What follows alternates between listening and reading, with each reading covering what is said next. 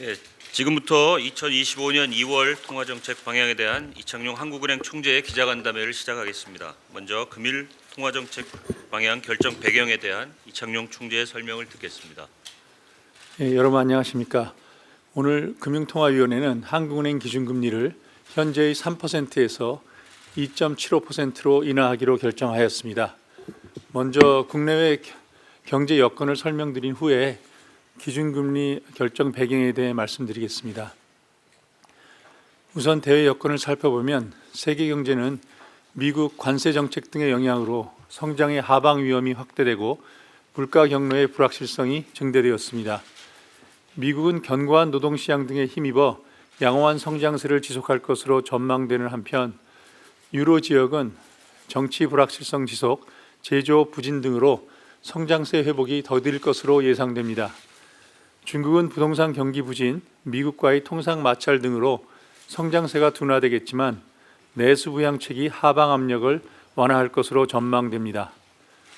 주요국 인플레이션을 보면 미국의 경우 양호한 성장세가 이어지면서 물가 상승률이 예상보다 높은 수준을 보이고 있으며 이에 따라 미 연준의 금리 인하 속도도 느려질 것으로 예상됩니다. 유로 지역에서는 낮은 수요 압력 등으로 물가 상승률의 둔화 추세가 이어질 것으로 예상되지만 둔화 속도와 관련한 불확실성은 높은 상황입니다. 국제금융시장에서는 그간 크게 확대되었던 미 신정부 경제 정책에 대한 우려가 다소 완화되고 러시아 우크라이나 종전 가능성이 부각되면서 미 달러와 강세 흐름이 일부 되돌려지고 주요국 장기 국채 금리는 하락하였습니다. 다음으로 대내 여건을 살펴보면 국내 경제는 소비가 부진한 가운데 수출 증가세가 약화되는 등 성장 둔화 흐름세가 지속되었습니다. 비상계엄 사태 이후 정치 불확실성 확대로 경제 심리가 위축된 가운데 폭설, 한파 등 기상 요인도 더해지면서 소비 회복세가 크게 약화되었습니다. 수출은 조업일수 축소 등으로 1월 중 큰 폭 감소한 데 이어 2월에도 증가세가 약한 모습입니다. 국내 물가를 보면 1월 중 소비자 물가 상승률이 국제 유가 및 환율 상승의 영향으로 2.2%로 높아졌지만 근원 물가 상승률은 1.9%로 1% 후반 수준을 유지하였고 단기 그대 인플레이션은 2월 들어 2.7%로 소폭 낮아졌습니다. 국내 금융 외환 시장에서는 원달러 환율이 국내 정치 불확실성, 미국의 관세 정책 및 연준 통화 정책에 대한 기대 변화 등에 영향받으며 높은 변동성을 이어가다 하락하였고 장기 국고채 금리는 국내의 금리 인하 기대에 영향받아 하락 후 반등하였습니다. 주택시장과 가계부채는 둔화 흐름을 이어갔습니다. 주택가격은 대부분 지역에서 하락 흐름을 이어갔으나 서울 일부 지역은 토지거래 허가구역 해제 등으로 최근 들어 아파트 매매 가격 상승폭이 크게 확대되었습니다. 금융권 가계대출은 주택 관련 대출 둔화 추세가 이어지고 기타 대출도 감소하면서 1월 중 순상환되었습니다. 아울러 지난 11월 경제 전망 이후의 대내외 여건 변화를 반영하여 앞으로의 성장과 물가 흐름을 다시 점검해 보았습니다. 먼저 금년 성장률은 지난해 11월 전망치 1.9%를 큰 폭 하회하는 1.5%로 전망하였습니다. 이렇게 성장률이 큰 폭으로 조정될 수 있는 점을 감안하여 지난 1월에 중간 점검을 통해 금년 성장률이 1.6에서 1.7% 정도로 낮아질 전망이라고 미리 말씀드린 바 있습니다. 이번에는 1월 중간 점검보다 성장률 전망치를 더 낮추게 되었는데 이는 1월에는 비상계엄 사태 등 국내 상황이 중요한 요인이었다면 이번 전망에서는 트럼프 대통령 취임 이후 미국 관세 정책 등의 불확실성이 더 커졌기 때문입니다. 구체적으로는 지난 1월 전망에서는 중국에 대한 관세는 2, 4분기 이후, 여타 국가에 대한 관세는 내년 중 부과될 것으로 가정한 바 있었는데 당초 예상보다 관세 부과 시기가 앞당겨지고 관세율도 높아질 가능성이 커짐에 따라 통상 환경의 불확실성을 반영했기 때문입니다. 이에 더해 지난해 4, 4분기 중 예상보다 낮은 GDP 실적 효과도 함께 반영하였습니다. 이러한 성장 경로에는 주요국 통상 정책과 미 연준의 통화 정책 방향, 국내 정치 상황과 정부 경기 부양책이 어떻게 전개되는지에 따라 앞으로도 불확실성이 클 것으로 예상됩니다. 가장 큰 불확실성은 재정 정책의 영향인데 현재 추경이 발표되지 않아 이번 전망에는 반영할 수 없었지만 앞으로 추경이 편성되어 집행된다면 성장의 상방 요인으로도 작용할 것입니다. 미국 관세의 정책의 경우에도 4월에 발표될 상호 관세와 반도체, 자동차 등 품목별 관세가 어떻게 시행되느냐에 따라서 양방향으로 리스크가 모두 존재하며 미 연준의 금리 인하 속도와 관련한 불확실성도 국내 경기에 영향을 미칠 수 있습니다. 반면에 금년 물가 상승률은 당초 예상에 대체로 부합할 전망입니다. 소비자 물가 상승률은 높아진 환율이 상방 요인으로 작용하겠으나 성장세 둔화에 따른 수요 압력 약화가 이를 상쇄하면서 지난해 11월 전망 수준인 1.9%로 예상되며 근원 물가 상승률은 지난 전망치보다 소폭 낮은 1.8%로 전망됩니다. 향후 물가 경로는 환율 및 국제 유가 움직임, 국내외 경기의 물가 파급 영향, 물가 안정 대책 등에 크게 영향받을 것으로 보이고 오늘 이에 대한 보다 자세한 내용은 오후에 조사국에서 하는 기자회견에서 더 자세히 다뤄질 것으로 예상합니다. 마지막으로 이 같은 대내외 정책 여건을 고려한 기준금리 결정에 대해 말씀드리겠습니다. 오늘 금융통화위원회는 외환시장의 경계검이 여전하지만 물가 상승률 안정세와 가계부채 둔화 흐름이 지속되는 가운데 경기가 크게 악화될 것으로 전망되는 만큼 기준금리를 추가 인하하여 경기 하방 압력을 완화하는 것이 적절하다고 판단하였습니다. 이 결정은 금통위원 전원 일치였습니다. 결정 배경을 좀 더 자세히 설명드리면 무엇보다 금년 중 성장률이 크게 낮아질 것으로 전망됨에 따라 경기 대응을 위해 기준금리를 추가 인하하였습니다. 지난해 말 이후 악화된 소비 심리가 실제 지표 부진으로 이어지고 있고 미국 신정부의 관세 정책도 국내 수출에 부정적 영향을 미치면서 당분간 경기 둔화 흐름이 이어질 것으로 판단됩니다. 물가 안정세와 가계부채 둔화 추세는 지속될 것으로 보았습니다.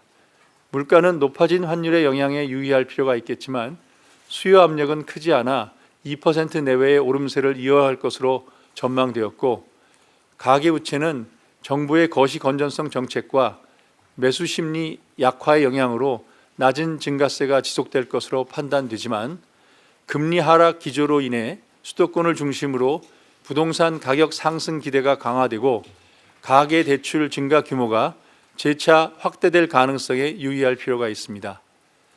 반면 환율의 경우에는 지난해 말에는 정치적 불확실성 확대와 달러 강세가 동시에 나타나면서 변동성이 크게 확대되었으나 연초 들어서는 정치적 불확실성이 다소 줄어들고 환율 변동성도 점차 완화되고 있는 것으로 판단됩니다.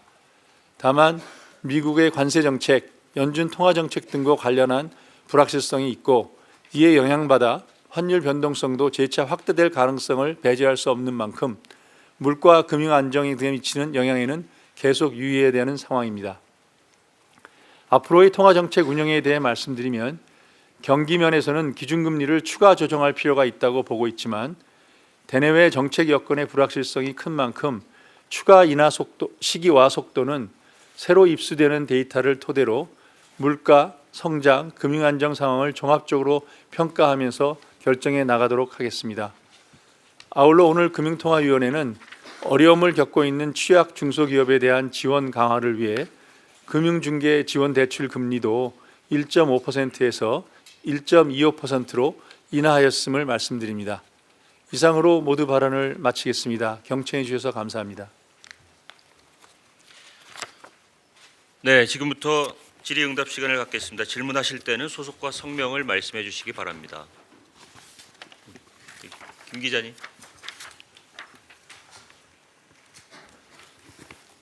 네, 중앙일보 김경입니다. 저는 향후 금리 전망과 환율에 관한 질문을 드리려고 하는데요. 우선 금통위원들의 향후 3개월 금리 전망에 대한 설명을 부탁드립니다. 그리고 시장에서는 미국의 경제 상황 때문에 한은이 올해 금리를 인하할 수 있는 여력이 줄었다고 보는 견해가 많습니다. 당초 3-4번에서 이번 인하를 포함해 한두 번 정도로 줄었다는 분석이 나오는데 어떻게 보시는지 궁금하고요. 과거에는 총재님께서 개인 의견임을 전제로 향후 6개월 내에 금리 인하는 없다라는 식으로 시그널을 주신 적이 있는데 지금은 이제 시장에 이런 식으로 명확한 메시지를 주기 어려운 상황이신 건지 관련한 설명도 좀 부탁드립니다. 두 번째로 환율에 관해서 지난 1월 금통위 당시 1,460에서 70원대이던 환율이 이제 1,420, 30원대까지 내려왔는데 이 정도 환율은 감내할 만한 수준이라고 보시는지 궁금하고요. 그 과거와 달리 미국의 인하 기조가 명확하지 않은 상황에서 한국이 먼저 금리를 내려서 기준금리 격차가 1.75%포인트까지 벌어진 건 이번이 처음이고 또 성장률까지 격차가 벌어지는 상황인데 이러다 보면 외국인 자금 유출이 더 가속화될 수 있다는 우려가 있습니다. 여기에 대한 설명을 부탁드립니다. 예, 우선 3개월 앞에 금리 전망에 대해서는 저를 제외한 금통위원 6분 중에서 4분은 3개월 내에서도 현 2.75% 수준에서 금리를 유지할 가능성이 크다는 견해를 말씀하셨고 나머지 2분은 2.75%보다 낮은 수준으로 인하할 가능성도 열어놓아야 한다는 의견이셨습니다. 이렇게 전망한 이유를 말씀드리면 우선 4분은 대내외 정책 여건의 불확실성이 높은 상황에서 금리의 추가 인하 여력이 빠르게 소진되는 데 대한 우려를 들으셨고요. 그래서 당분간 금리 수준을 유지한 채 여건 변화를 보는 것이 바람직하다는 의견이었습니다.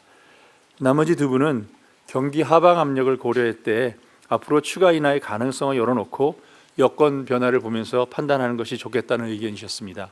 다만 금리 인하 여력에 대한 우려에 따라 추가 인하 시기에 대해서 의견을 달리하셨지만 6분 모두 통화 정책이 금리 인하 국면에 있으며 향후 데이터를 보면서 인하 시점을 결정해 나가자는 데에 대해서는 공감하셨습니다. 또한 반복해서 말씀드리다만 이러한 금통위원회 3개월 전망은 항상 경제 조건에 대한 조건부 의견임을 다시 한번 강조드립니다. 지금 김 기자님 말씀하셨던 시장에서 금리를 올해 어느 정도까지 낮출 수 있는 데에서 굉장히 다양한 견해가 있다는 것을 알고 있습니다.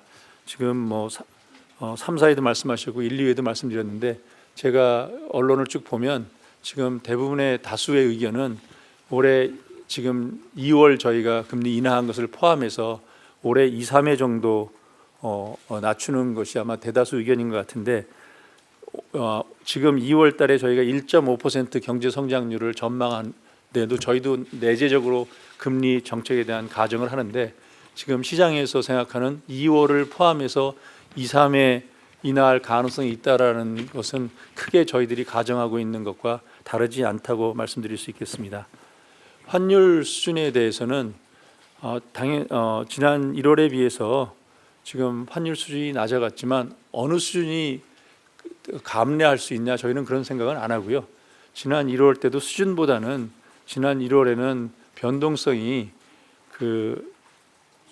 국내 정치적인 요인과 달러 강세가 맞물려 가지고 급격히 막 급등하는 그런 변동성을 보였기 때문에 저희들 입장에서는 금리를 한번 쉬어서 그 변동성을 줄일 필요가 있다고 생각해서 그 결정을 하였고 현재 그 변동성이 상당히 많이 줄어들어서 저희가 한 결정이 올바른 결정이었다고 저희 내부적으로는 판단하고 있고요. 지금 변동성은 한 달 전에 비해서는 상당히 완화되고 있다고 지금 저희들이 내부적으로 판단하고 있습니다. 예, 다음 질문 받겠습니다. 강 기자님. 네, 한국경제 강진규 기자입니다. 그 수정한 성장률 전망치 보면 한 차례 금리 인하로는 좀 성장 회복하기 어려운 상태로 보이는데요.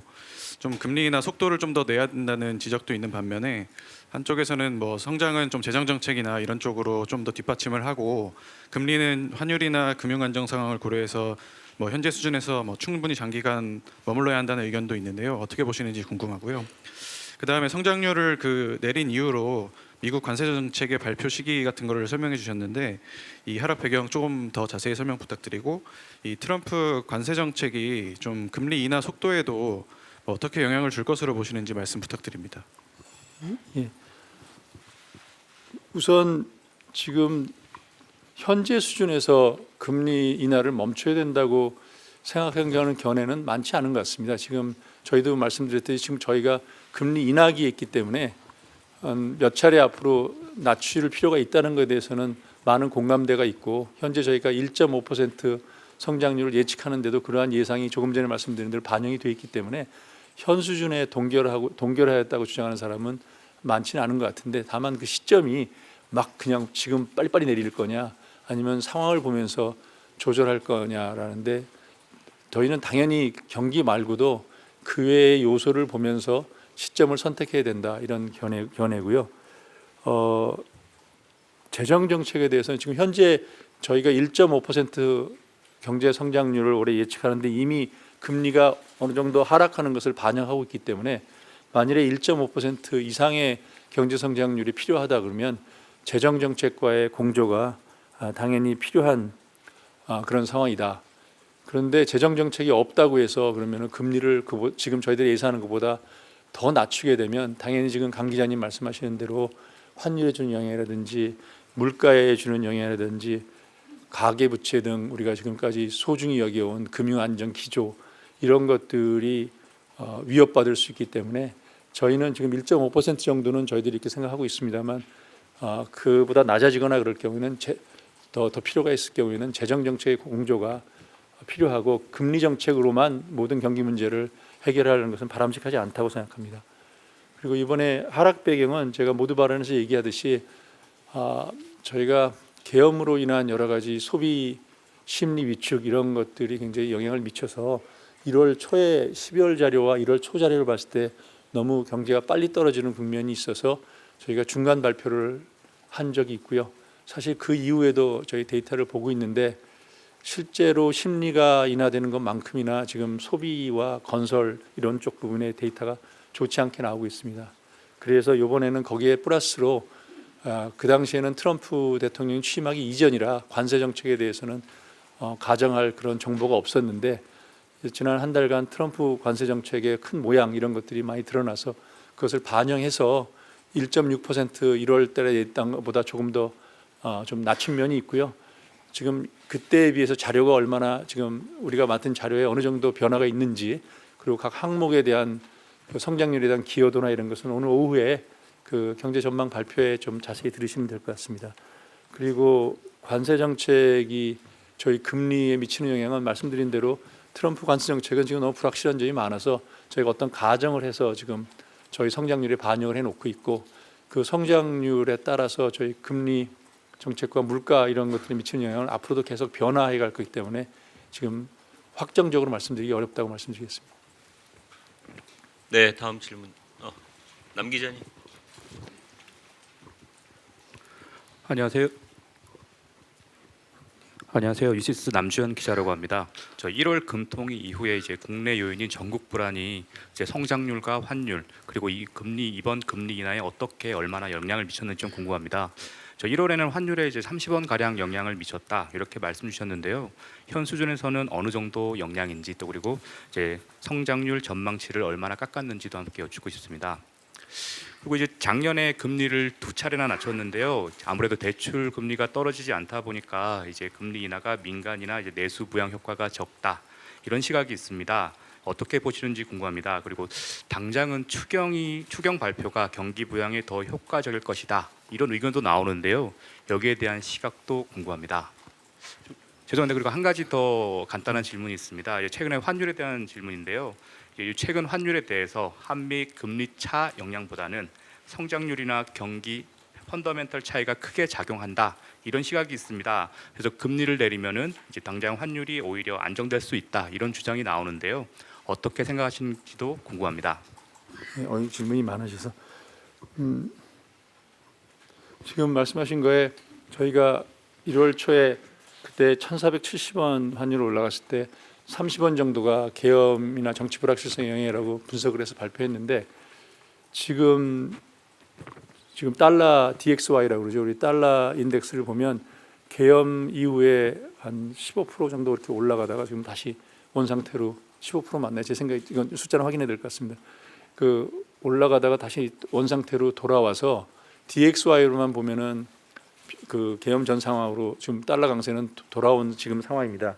그래서 지금 1,470원이나 1,430원인데 그러면 30원 전체가 그러면은 정치적인 요인이나 계엄 요인이냐 그렇게 분석하기는 어렵고요. 왜냐하면 그 사이에 트럼프 정책에 대한 불확실성도 커졌고 우리 정치적인 불확실성뿐만 아니라 트럼프 정책에 대한 불확실성, 그 다음에 미국 통화 정책이 앞으로 어떻게 될 건지에 대한 그 견해도 많이 바뀌었고 또 내국인의 해외 투자도 1, 2월 달에 급속히 늘었습니다. 그래서 이런 변화가 있어서 이 30원 지금 올라간 부분에 얼마가 이 정치적 불확실성에 의한 영향을 분석하기 굉장히 어렵습니다. 저희가 1월 달에 그렇게 예외적으로 할 수 있었던 것은 1월 달에 이런 모든 변수들이 좀 변하지 않는 상황에서 계엄이라는 하나 이벤트가 생겼기 때문에 저희가 그거를 쉽게 계량적으로 아이덴티파이 한다고는 계량적으로 식별을 할 수가 있어서 저희가 30원 영향이 있다고 분석적으로 발표를 했는데 지금은 이런 여러 불확실성이 혼재가 되어 있기 때문에 지금 것 중에서 계량적으로 정치적인 요인에 의해서 얼마가 됐냐는 얘기는 저희가 이런 분석을 하는 입장에서는 너무나 이 방법이 어렵기 때문에 확실한 답을 드릴 수 없어서 분석을 하지 않았다 이렇게 말씀드리겠습니다. 그래서 전반적으로는 달러 강세가 계엄전으로 돌아온 상태에서 30원 정도 지금 저희가 높은 거에는 정치적인 불확실성 외에 트럼프 정책, 미국 FOMC의 영향, 국내 투자자들의 해외 투자 이런 것들이 다 복합적으로 작용하고 있다고 보시면 될 것 같습니다.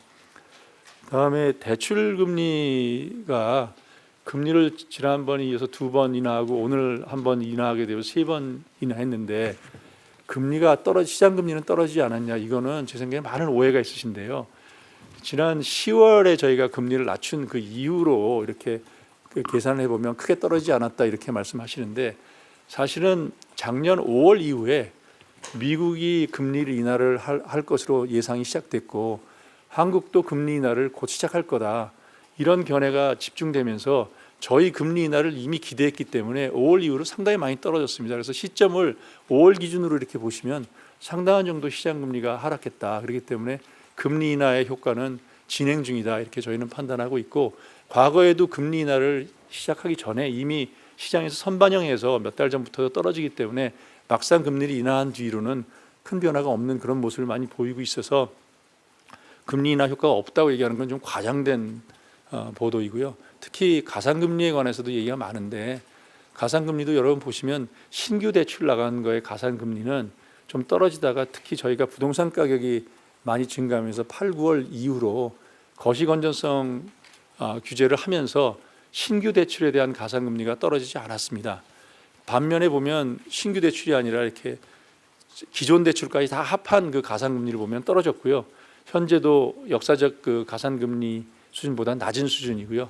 다만 우리가 부동산 규제나 이런 것 때문에 신규 대출에 대해서는 좀 강하게 규제를 해서 가상금리가 덜 떨어진 면이 약간 올라간 면이 있는데 그 부분은 며칠 전에 금융위원장이 말씀하신 대로 이제 매크로 프루덴셜이 좀 자리 잡아서 부동산 가계대출이 좀 자리 잡고 있기 때문에 그 부분을 정상화하는 과정에서는 신규 대출에 대한 가상금리도 떨어지지 않을까 저희가 기대하고 있습니다. 그리고 추경의 역할은 지금 계속해서 지금 저희 성장률에는 반영이 안 돼 있어서 추경이 얼마 되느냐에 따라서 추경의 성장에 미치는 효과는 새로 반영하는 우리가 성장 가능성을 올릴 수 있는 가능성이 지금 남아 있고요.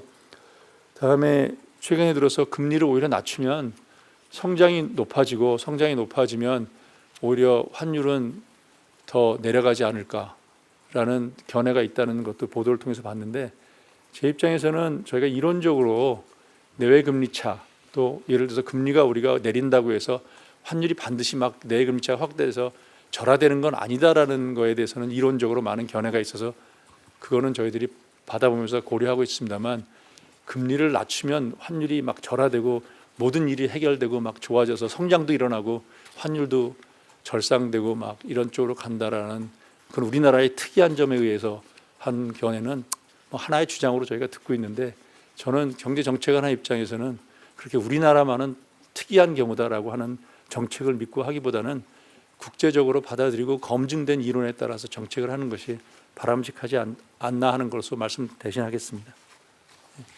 네, 감사합니다. 다음 질문 받겠습니다. 장 기자님.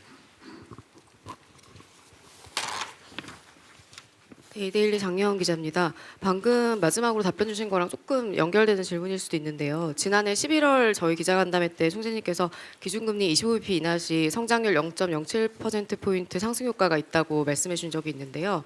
이는 현 상황에서도 좀 변함이 없을지 궁금하고, 그리고 또 최근 공개된 1월 의사록에서도 보면은 이제 그 두 차례 금리 인하 효과를 점검한다라는 부분이 있었는데요. 여기에 관해서 어떻게 판단하시는지도 설명 좀 부탁드리고요.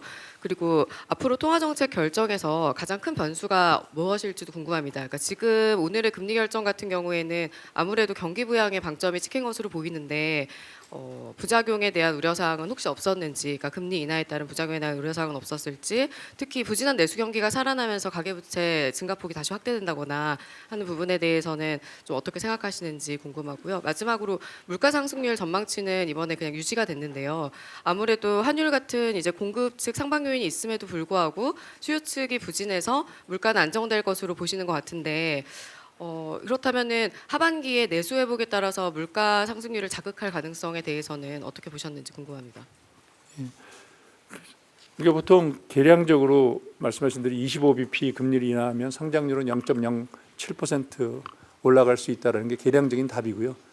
그런 생각을 하면 지난 하반기에 두 차례 금리 인하한 것들 뭐 이런 걸 고려하면 올해는 한 0.15% 정도 성장률 제고 효과가 있을 거라는 것을 이미 반영을 해서 모델에는 집어넣습니다.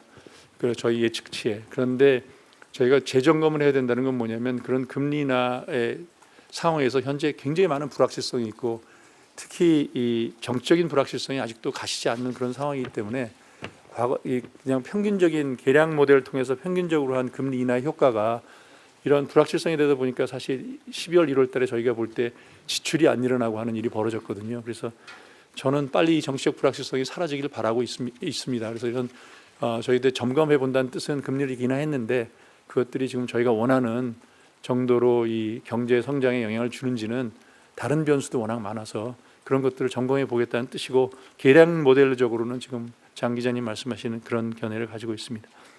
그리고 지금 말씀하신 금리를 이렇게 인하하게 되면 가계부채하고 부동산 가격에 대해서 어떻게 영향이 있겠냐 그러는데 지금까지 저희가 볼 때는 서울 지역의 그 부동산 거래 허가제가 좀 완화된 그런 쪽은 가격이 올라가고 빠르게 올라가고 있는데 다른 부분까지는 아직 이렇게 번져나가는 정도는 아직 아닌 것으로 파악하고 있고 지방 부동산 가격은 계속 내려가고 있습니다. 그래서 기본적으로 이제 앞으로 금리가 더 인하 기조로 가게 되면 그것에 미칠 영향은 반드시 더 봐야 된다고 생각하고 있고요. 근데 저희들이 부동산 가격을 직접 보다 보기에는 작년에도 말씀드렸습니다만 이를 기름 부을 가계부채 증가가 얼마나 증가하느냐 그것이 저희들한테 더 관심이고 다행스럽게 가계부채는 1월 달에는 마이너스로 돌아섰고 2월 달에는 다시 좀 뭐 3조 이상으로 이렇게 올라가는 모습을 보이고 있는데 그 정도면 제 생각에 GDP 대비 가계부채 비율은 올라가지 않을 것 같고요. 그래서 더 지켜봐야 됩니다. 그래서 우리가 목표는 어떤 규제가 완화돼서 특정 지역의 부동산 가격이 올라가는 것은 바람직하진 않지만 그걸 통화정책으로 어쩔 수 없는 거고요. 다만 저희는 가계부채가 이때까지 이제 GDP 대비로 떨어지는 그 기조가 며칠 전에 우리 최대행께서 얘기하듯이 우리의 중요한 정책 목표로 계속 됐으면 좋겠고요. 향후에 그 부동산 경영 말고도 지금 뭐 여러 가지 불확실성을 저희들이 그 통화정책에 큰 관심사를 보고 있습니다. 그리고 물가 상승률은 환율 때문에 분명히 영향 받을 겁니다. 그래서 환율이 어느 선에서 더 유지가 될지는 지금 오늘 1430선대로 이렇게 밑으로도 좀 내려가고 그래서 일반적으로 얘기하기 어려운데 환율이 높은 수준이 계속 유지되면 당연히 물가 상승률에도 영향을 주고 있지만 물가 상승률은 저희가 경기가 높지 않기 때문에 어느 정도 저희들이 관리할 수 있을 거라고 지금 보고 있어서 1.9%를 예상하고 있는데 환율로 인해서 수입 물가, 특히 농수산물이라든지 뭐 이런 것들이 많이 올라간 상태이기 때문에 생필품 가격이 많이 올라간 상태라 제가 매번 말씀드립니다만 사실 물가를 사람들이 걱정하는 거는 물가 상승률도 걱정하지만 물가 수준에 대해서 특히 생필품의 물가 수준에 대한 걱정이 굉장히 많은데 이 문제는 통화 정책으로는 도저히 해결할 수가 없고 우리가 계속해서 생산자를 보호하기 위해서 소비자가 희생하는 것을 계속하면 이 문제는 전혀 해결이 안 됩니다. 그래서 저는 생산자 보호와 소비자 보호를 좀 균형 있게 접근해서 이 물가 수준에 관한 문제에 대한 구조조정은 정말 필요하다. 이 문제를 계속해서 강조해서 말씀드리고 싶습니다. 네, 감사합니다. 다음 질문. 오 기자님. 예, 매일경제 오수연입니다. 말씀하신 대로 트럼프 정부 출범 이후에 첫 금통위인데요. 한 달여간 이제 트럼프 통상 정책이 현실화하는 과정을 보셨을 텐데 여기에 대한 평가와 우리 수출에 미치는 파급 효과를 어떻게 보고 계신지 좀 구체적인 데이터가 가능하다면 함께 포함해서 말씀 부탁드립니다. 그리고 한 가지 더 추가하면요. 성장률 전망치가 큰 폭으로 이제 하향이 됐는데 시장에서는 이보다 더 낮은 성장률을 전망하는 기관들도 다수 있습니다. 그래서 여러 가지 부정적인 시나리오가 겹치면 성장률이 1.5%를 하회할 가능성이 있을지, 그리고 그 경우에 기준금리를 지금 예상하시는 경로보다 더 크게 낮출 필요가 있다고 보시는지에 대한 말씀도 부탁드리겠습니다. 예, 트럼프 정책 아마 이따 오후에 아마 여러분 조사국장이나 그 조사국 팀하고 얘기할 때 더 많이 자세히 나눌 텐데 저희들이 지금 1.5% 성장을 가정할 때는 어느 정도 저희들이 파악하고 있는 바를 반영을 하고 있습니다. 그래서 지금 이미 발표된 철광과 알루미늄에 대한 관세는 집어넣고 그다음에 저희가 이런 모델을 할 때는 우리뿐만 아니라 다른 나라 특히 우리 주요 파트너들에 대한 관세 효과들을 이미 집어넣어서 봐야 되거든요. 그래서 아까 모두 발언에 말하듯이 중국에 대한 관세 추가적인 10%는 사실 올해 하반기부터 영향을 줄 거라고 1월 달 생각했는데 실제 땡겨져서 올해 벌써 1, 4분기부터 영향을 주는 것으로 저희들이 당겨서 파악을 했고 그 밖에 주요 교육국에 관한 관세는 내년서부터 영향을 미칠 거라고 생각했는데 올해 중순 넘어서는 영향을 미칠 거라고 생각하고 있고요. 특히 저희들이 관심 갖고 있는 건 우리나라에 더 큰 영향을 미칠 것은 상호 관세보다 이제 반도체, 자동차, 철강, 뭐 의약품 이런 거에 대한 관세가 25% 이렇게 반영되면 어떻게 될 거냐. 그래서 그게 아직 발표를 안 돼 있고 또 시행해도 그게 금방 시행될지 어느 정도 유예 기간을 주고 시행할지 이걸 모르기 때문에 우리가 거기에 대한 관세는 확률적으로 일부 반영을 해서 저희들이 성장률에 반영해 놨습니다. 그래서 더 자세한 내용은 이따 오후에 더 자세히 물어보시면 될 것 같고요. 그러다 보니까 지금 성장률 1.5%가 너무 이것도 낙관적인 거 아니냐. 어느 정도 더 밑에 예측하는 기관도 있지 않냐 그러는데 저는 지금 1.5%는 상당히 뉴트럴한 성장률이라고 생각합니다.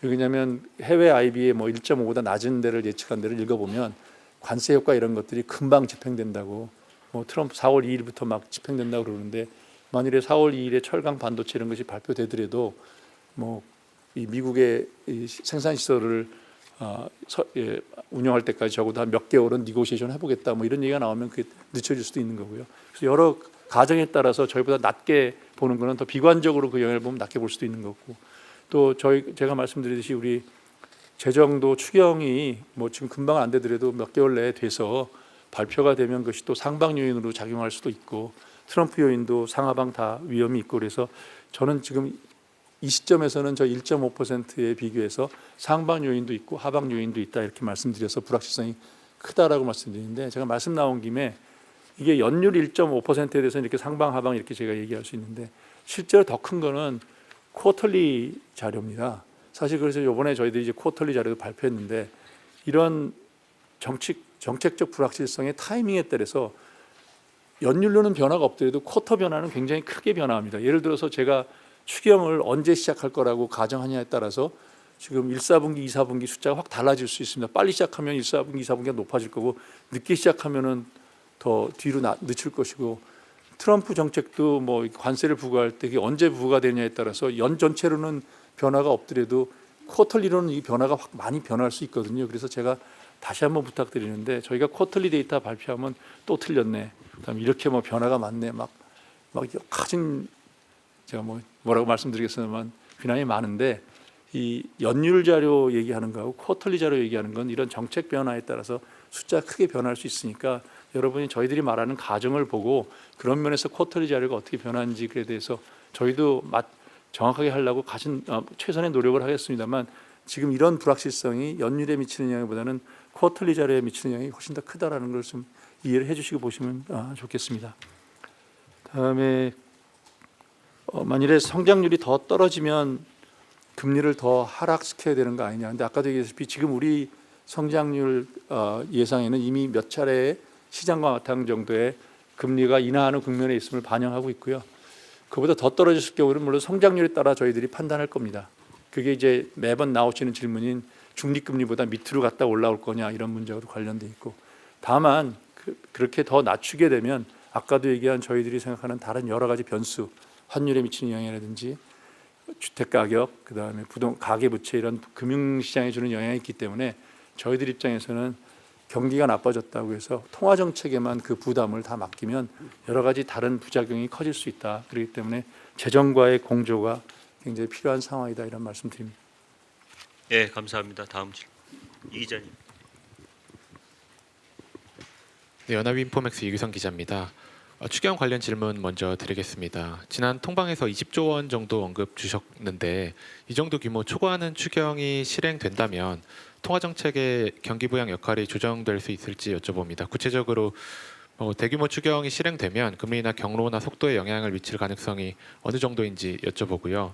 두 번째는 금리나 효과 관련 질문 드리겠습니다. 금리 인상기에 우리나라가 미국보다 정책 효과가 더 크게 나타났다고 하셨는데 현재 인하기에도 같은 맥락이 적용되는지 궁금합니다. 오늘까지 75bp를 내렸는데 미국의 100bp 인하보다 더 큰 경기 부양 효과를 가져올 수 있다고 보시는지 여쭤봅니다. 추경 규모는 저희가 현재 1.5% 정도 성장을 예측할 때 저희는 한 15조에서 20조 정도를 하게 되면 성장률을 0.02% 정도 올리는 효과가 있다고 생각해서 단순하게 계산하면은 0.5가 0.7 정도 되는 효과죠. 1.5가 1.7 정도 되는 효과가 있다고 저희가 생각하고요. 저는 그 이상의 규모로 하는 건 여러 가지 부작용이 더 크다라는 생각을 하는데 가장 큰 이유는 기본적으로 이런 추경이나 이런 것은 단기적으로 우리가 경제 성장률이 떨어졌을 때 이것을 좀 보완하는 역할이지 이렇게 진통제를 가지고 다시 훨훨 날게 옛날 같이 막 뛰게 만드는 그런 효과를 하는 것은 그 다음에 많은 부작용을 일으킨다고 생각합니다. 그래서 추경 규모도 중요하고 또 어떤 데 하나 내용도 중요하고 그래서 추경은 기본적으로 일시적으로 고통을 좀 완화하는 역할. 그래서 그렇지만 우리가 재정 건전성이나 이런 거를 고려할 때 이게 항구적으로 이게 남아 있지 않도록 하는 그런 쓰는 거 이런 것들 굉장히 중요한 원인이다.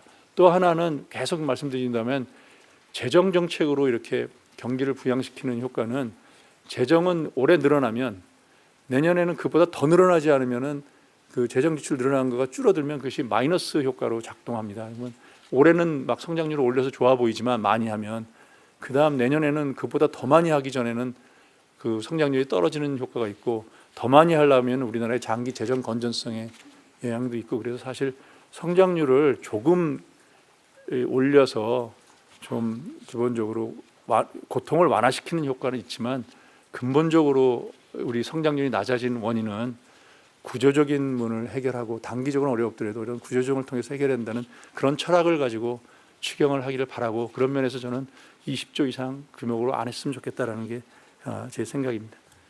그다음에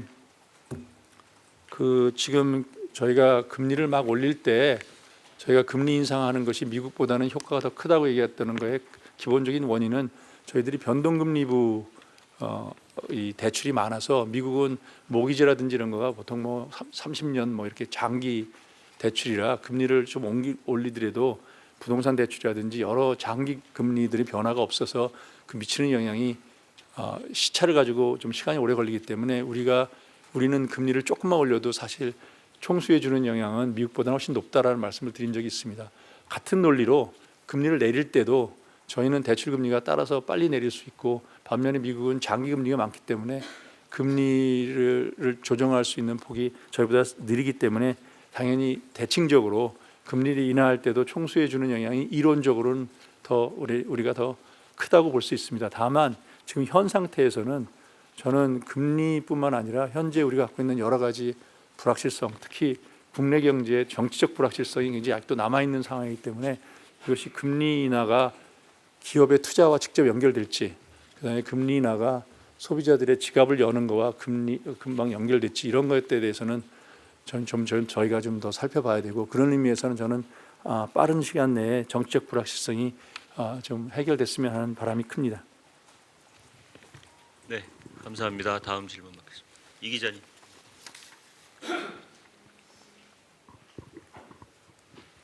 네, 통화일보 이동훈입니다. 그 추경 관련해서 조금만 더 여쭤보면은 그 올해 성장률 이제 부양을 위해서 이제 필요하다고 말씀하셨는데, 아까 전에 말씀하셨듯이 내년하고 내후년도 역시 국내 성장률이 안 좋을 수 있다. 1.8% 일단 예상을 하셨고, 또 문제는 아무튼 1.5에서 올해 하더라도 내년도 2% 잠재 성장률을 뛰어넘을 수 없다는 게 어떻게 보면 반등의 포인트를 못 준다는 게 더 큰 걱정이라고 하는데, 그 내년 내후년 이제 경제 성장률 방어에 대한 전략은 또 어떻게 좀 짜야 되고, 그리고 이제 총재께서 항상 말씀하신 구조개혁 같은 경우에는 장기적 대응 과제인데 단기 처방에 어떤 것들이 있을지 좀 여쭤봅니다. 그리고 한 가지는 이 부동산 PF 관련해서 이제 어떻게 보면 금리 인하를 기대하고 국면에서 해결될 거다라고 생각했지만, 어쨌든 기준금리 인하 사이클이지만 미국이 당분간 금리 인하하지 않겠다. 그리고 한은도 뭐 인하 사이클이긴 하지만 조금 당분간 지켜보겠다라고 해서 시장 금리가 여전히 높게 형성돼 있고, 내수 부진 유지되면 이제 국내 부동산 시장도 안 좋을 거라고 예상을 하는데, 지금 현재 부동산 PF 시장에 묶여 있는 돈이 200조인데 뭐 추경할 만큼 자금이 필요하다면 부동산 PF 시장에 묶여 있는 자금을 좀 순환을 시켜야 좀 경기 부양이나 여러 가지로 좀 효과적일 것 같은데, 뭐 F4 회의나 이런 데서 그 부동산 PF 문제를 빨리 해결할 수 있는 방안 논의하시는 거, 이런 거에 대해서 어떻게 생각하시냐 여쭙습니다. 우선 지금 말씀하신 여러 많은 문제가 내년도 성장률 저희가 1.8%로 예상하고 있잖아요. 그러면 1.8%가 굉장히 낮다. 그리고 내수도 부진하고 좀 고통스럽다. 그러니까 우리가 좀 경기를 더 내년에도 내년 내후년에도 더 진작시켜야 되는 거 아니냐라는 그런 인식이 지금 기본적으로 있으신 거죠. 좀 기본적으로 동아일보의 이동훈 기자님. 저는 이 견해가 우리나라에 굉장히 많이 펴져 있는 견해라고 생각하는데, 저는 개인적으로 내년도 1.8% 성장률은 저희 그 잠재 성장률을 발표했지만, 저는 내년도 1.8%면 받아들이고 괜찮은 성장률이라고 생각할 것 같은데요. 왜 그러냐면 저희 잠재 성장률을 볼 때도 25년부터 한 3년 호라이즌으로는 1.8%라고 저희가 말씀드렸고, 전 세계적으로 경기가 지금 트럼프 관세 정책 이런 것 때문에 수출도 어렵고 전세적으로 낮은데, 우리가 잠재 성장률보다 더 크게 우리 혼자서 막 발전할 수 있을 거라고, 성장할 수 있을 거라고 생각하지 않습니다. 그래서 저는 기본적으로 이게 큰 문제인데, 제가 계속 말씀드리는 듯이 우리는 과거에 고도 성장에 너무 익숙해 있어서 1.8% 그러면 크라이시스다, 그다음에 뭐 너무 힘들다, 막 이게 너무 퍼져 있는데, 저는 우리의 지금 실력이 구조조정을 그동안 안 해왔기 때문에, 그리고 기존 산업에만 의존하고 있었는데, 그 기존 산업은 지금 중국이라든지 이런 데서 큰 많은 경쟁을 갖고 있기 때문에 새로운 성장 동력이 되는 산업을 키우지 않고, 지금 고령화되고 있는 사회에서 해외 노동자도 안 데려오고 노동력은 계속 떨어들고 기존 산업은 경쟁이 힘들고, 이럴 때 우리가 1.8% 이상의 성장을 해야 된다고 생각을 하면 할 수 있는 게 재정 동원하고 금리 낮추고 그렇게 하는데, 그렇게 되면은 가계부채 올라가고 부동산 가격 올라가고 재정도 이상해지고 나라 전체가 더 어려워질 것 같은데, 그래서 저는 내년도 성장률 1.8%가 되면 받아들여야 된다고 생각합니다. 그리고 그것이 우리 실력이라 생각하고, 그것보다 더 높은 성장을 하려면 구조조정을 해라. 좀 단기적으로 어렵더라도 그걸 해야 된다는 게 계속해서 드리는 메시지고요. 만일에 내년도가 오히려 저희 걱정하는 것은 1.8%가 안 되면 어떻게 되느냐, 더 뭐 관세 정책이라 이럴 때 우리 잠재 성장률이 1.8 이렇게 갈 텐데, 그것보다 더 떨어지면 어떻게 되냐, 그때는 당연히 우리가 이제 추가적인 부양책을 고려하면 금리 정책도 다시 한번 고민해 봐야 될 테고, 재정 정책도 고민해 봐야 될 거고 하는데, 그럴 때도 이게 다 아무런 코스트가 없는 게 아니고, 아까도 말다시피 가계부채 문제 이런 여러 가지 문제 고민하면서 정책을 해야 된다, 이런 생각을 해서 좀 약간 공격적으로 답을 드렸지만, 저는 내년도 1.8%가 굉장히 어려운 상황이고 막 어렵기 때문에 굉장히 많은 수단을 동원해서 이걸 더 올려야 된다는 것에 대해서는 기본적으로 동의하지 않습니다. 그리고 부동산 PF에 관해서는 지금 최근에 일부 중견기업도 파산을 기업회생 신청을 했다는 뉴스도 나고 이거 어려운 거 아니고 자금이 묶여 있는 거 아닌가? 자금이 묶여 있습니다. 왜 그러냐면 과거에 우리가 새 산업을 개발하기보다는 부동산에다 투자하는 게 제일 안전하다고 거기다가 대출해 주는 게 좋아서 은행도 대출 많이 해줘서 지난 몇 년간 계속해서 우리나라에 많은 자금이 다 부동산에 가 있고 거기에 위험 생각하지 않고 많이 투자해 놓은 것을 지금 조정하고 있는 국면입니다. 그래서 어떻게 생각하면 그 묶여 있는 자금이 이제 부동산이 아니라 신성장하는 쪽으로 돌아가도록 우리가 도와줘야 되기 때문에 지금 저는 이 현재 일어나고 있는 일은 부동산 PF가 커졌고 부동산에 대한 너무 많은 집중 투자되는 것이 지금 연착륙되도록 구조조정하는 과정에 있다고 생각하고요. 최근 언급되고 있는 기업회생 신청한 기업 같은 경우도 이미 부동산 PF 구조조정 계획 안에 들어가 있고 한 1년 전부터 관리 종목으로 들어가 있고 그래서 이러한 부동산의 어려운 기업들이 지방에 물론 많이 있지만 파산할 기업은 파산하고 또 파산하지 않을 기업은 자신들이 가지고 있는 부동산 PF를 기본적으로 땅을 싼 가격에 팔고 그 싼 가격에 판 거를 가지고 또 이제 다른 사람이 사업을 하게 되고 뭐 이런 구조조정 없이 이 문제가 해결 안 되니까 뭐 건설업을 다 살려서 이 문제를 해결하자 그러면 경기막 하면서 건설업 살려야 경기했던 다른 한편으로는 다 살릴 수도 없지만 그것이 과거의 잘못을 반복하는 면이 있기 때문에 저는 부동산 연착륙에 관해서는 확고한 그 의지를 가지고 부동산 연착륙을 통해서 이런 기업들이 어려운 기업들이 순차적으로 연착륙으로 조정되는 구조조정이 되는 과정 그런 것들을 빨리 해결해서 아까도 얘기했지만 기업을 살릴 것이 아니라 그 산업이 보상되게 되고 그것이 안정되게 만드는 걸 해야 되고요. 그런 면에서는 추경의 일부를 어떤 면에서 부동산 PF에 구조조정하는데 이런 어떤 기업들이 구조조정에서 나가거나 자기들이 가지고 있는 땅들이나 이런 것을 싼 값에 판다 그러면 그것을 사준다든지 뭐 이런 쪽으로 구조조정에 쓰는 것 이런 구조조정이 정책에 사용되는 것 이런 것들은 굉장히 바람직하다고 생각합니다. 예, 감사합니다. 방금 총재님께서 말씀하신 잠재 성장률 관련해서 지난 작년 하반기에 저희가 발표한 페이퍼에 기반해서 말씀하신 걸로 알고 있는데 그때 제 기억이 맞다면 24년에서 26년은 2% 정도로 저희가 봤고 25년에서 30년에 한 30년, 평균을 28년이네요. 1.8 정도로 네, 봤다. 그러니까 제가 25년부터 28년 죄송합니다. 3년으로 봤는데 5년이네요. 5년 평균이 1.8 봤습니다. 네, 다음 질문 받겠습니다. 박 기자님.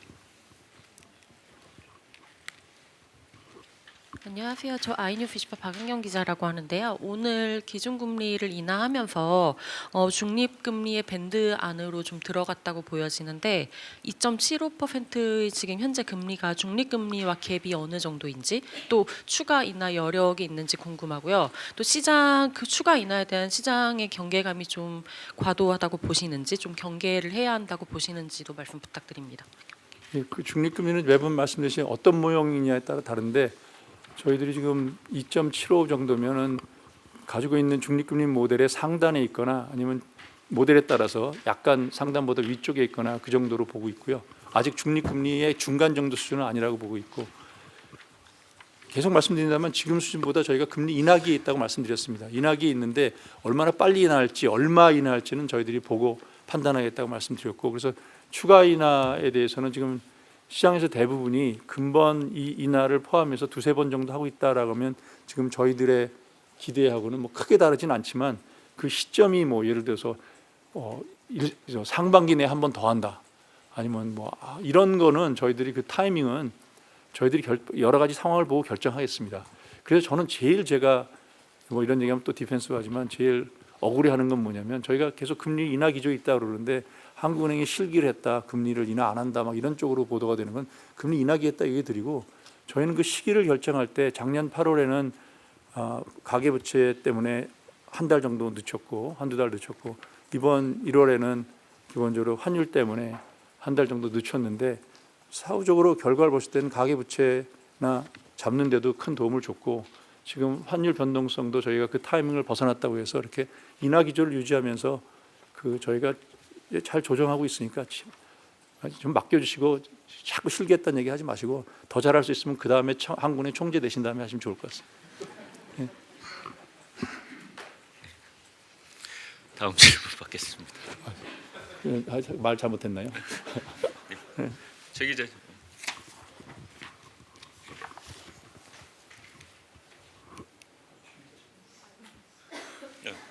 아리 기자. 네, 조선일보의 최아리 기자입니다. 오늘 추경 관련 질문이 많이 나왔는데요. 조금 더 구체적으로는 KDI가 지난주에 경제 전망 발표하면서 재정 정책보다 통화 정책으로 대응해야 한다 이렇게 언급했는데 이 부분에 대해서 어떻게 생각하시는지 궁금하고 또 물가 상승률 관련해서도 KDI 전망을 1.6%로 하는 보다는 훨씬 낮은데 이 차이는 어디서 온 건지도 궁금합니다.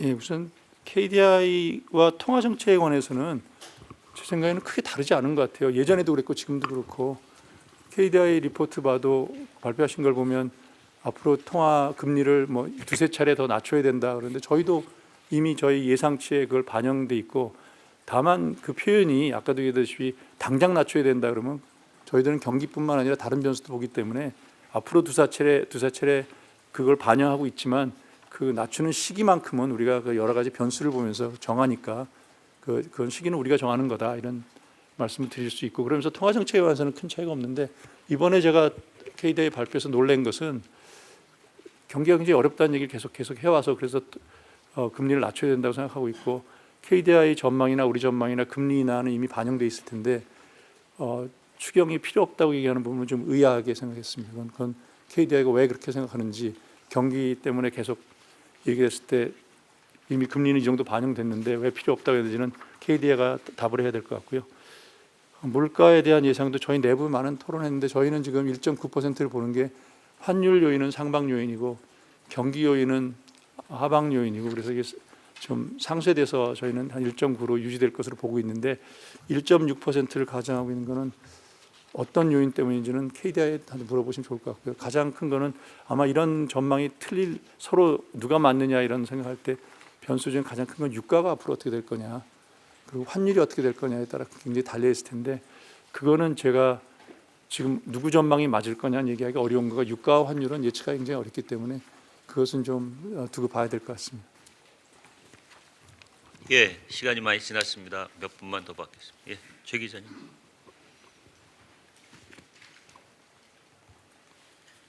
네, 저 블룸버그 최현웅 기자입니다. 한 가지 여쭤보겠습니다. 미국의 관세 정책, 통상 정책 환경 변화를 이걸 우리 잠재 성장률에 영향을 미칠 만한 구조적인 변화로 봐야 될지 또는 금리 정책으로 대응을 해야 될 그런 일시적인 충격으로 봐야 될지 여쭤보고 싶습니다. 감사합니다. 미국 관세 정책 외에도 여러 요인이 저희 경기에 영향을 주잖아요. 지금 하나 말씀하신 거는 관세 정책으로 인해서 갑자기 관세가 크게 부과돼서 우리 경제가 저희가 생각하는 1.5보다 확 떨어지면 어떻게 될 거냐. 그거는 참 어려운 결정입니다. 그래서 그럴 때는 저희 생각하는 패스보다 확 나빠지면 저희들이 당연히 금리 정책으로만 하는 거는 안 맞겠죠. 여러 가지 다른 정책을 해야 되지만 경기 부양에 추가적인 요인이 있을 경우에는 당연히 재정과 통화 정책이 공조를 해서 대응을 해야 된다는 말씀 드리고요. 저는 이런 관세 정책 이런 것들을 보면 결국은 우리나라의 산업 구조가 바뀌어야 된다라는 거고 여러분 우리가 굉장히 수출 중심의 경제다라고 다들 이해하고 있잖아요. 수출 중심의 경제이기 때문에 이런 요인에 굉장히 큰 영향을 받고 수출로 인해서 생기는 여러 가지 외부 효과가 큰 건 사실인데 사실 지난 한 10년 동안 여러분 한번 집에 가서 스타디해 보시면 우리나라 성장률에서 순수출이 수출과 수입을 뺀 순수출이 기여하는 부분을 한번 보시면 지난 몇 년만 보더라도 작년에 우리가 막 반도체 많이 팔 때 작년에 저희가 2% 성장할 때 그때 수출해 주는 영향을 빼고 나머지 기간에 올해 저희 예측도 그렇고 순수출이 우리 경제에 주는 영향을 보면 지난 3, 4년에는 거의 0%였고요. 그 전에 저희가 2, 3% 성장할 때도 순수출이 주는 영향은 과거와 달리 굉장히 작습니다. 그 순수출의 영향이 수출 산업이 중요하지 않다는 것이 아니라 그것이 이미 우리의 경쟁력이 많이 낮아졌기 때문에 그만큼 과거처럼 수출로만 위해서 막 낙수 효과가 있고 하는 그런 시기가 변했기 때문에 지금 어떤 면에서는 관세나 이런 데서 영향을 받고 뭐 이런 거 이상으로 어떤 새로운 산업이 들어서지 않고서는 기존 산업에 대한 이 관세 효과 이런 것들이 굉장히 크게 영향을 받을 수 있기 때문에 수출 중심이라고 과목 내용을 보십시오. 그래서 저는 계속 얘기하지만 새로운 산업이 등장하지 않고서는 이 문제 해결할 게 없다. 그래서 저는 금리와 재정 정책은 단기적으로 고통을 좀 약화시켜 주는 거지, 이런 계속 미국 정부의 관세 정책 이런 것이 변화할 때 우리가 어떻게 대응할 거냐 그러면 저는 산업 구조적인 변화가 있어야 되고, 저는 지난 10년간 우리 정부가 가장 뼈아프게 느껴야 될 것은 지난 10년간 새 산업이 도입되지 않았다. 그리고 그 뒤에는